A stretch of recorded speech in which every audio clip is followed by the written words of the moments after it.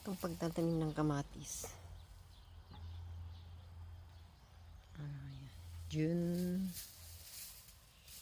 5, 2019.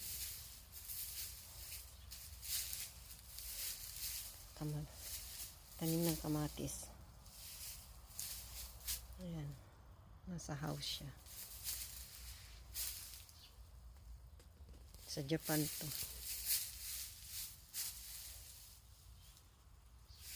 Ganyan. Ayan. Nilalagyan namin ng wara ang tawag dyan. Ano ng palay. Tapos naka-plastic siya. Itatali na lang siya pa ganyan. Mabilis para hindi na kami tanggal-tanggal. Simple lang. Ulit lang naman siya. Hindi naman talaga siya yung kamatis sana. Ayan.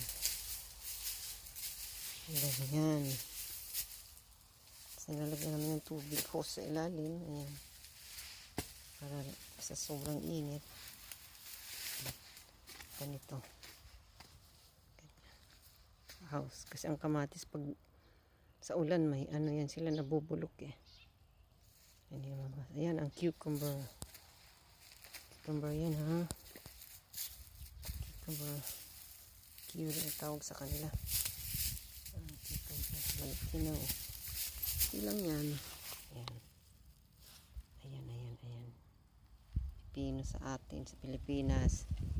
Hindi sila kumakain ng malalaki niyan. Mga ganyan lang. Yan. Nilalagyan ko din ng ng palay para hindi madamo. Kahit pa paano ano siya, tulong fertilizer din siya. Kasi may palayan. Hindi namin tinatapon. Hindi kami nakakapagpadamo gaano kasi busy sa talungan. Yan ang palay namin. Tatanim na namin siya. Mga this week. Yan ang palay. Malaki na siya. Tubig din siya.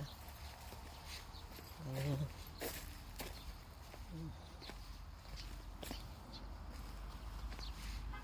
Ayan, ganito ang palay dito sa Japan pagtatanim.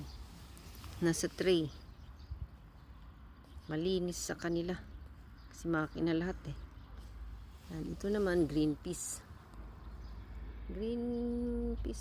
Hindi ibang klaseng green peas. Parang suman siya. Masarap siya. Marami na siyang hayop. Ayan, green peas. Marami akong tanim na green peas. Ayan. Ito naman mais. Mais. Ayan, mais yan siya. Ayan, hinilaw man itong mais ko.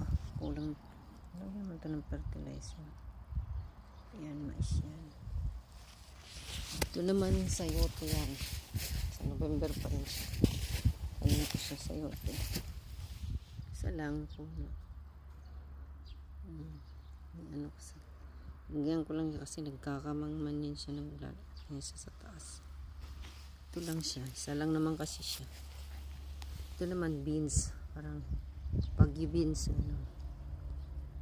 Meron pa doon. Baggy beans. Tapos ito carrots. Hindi lang siya.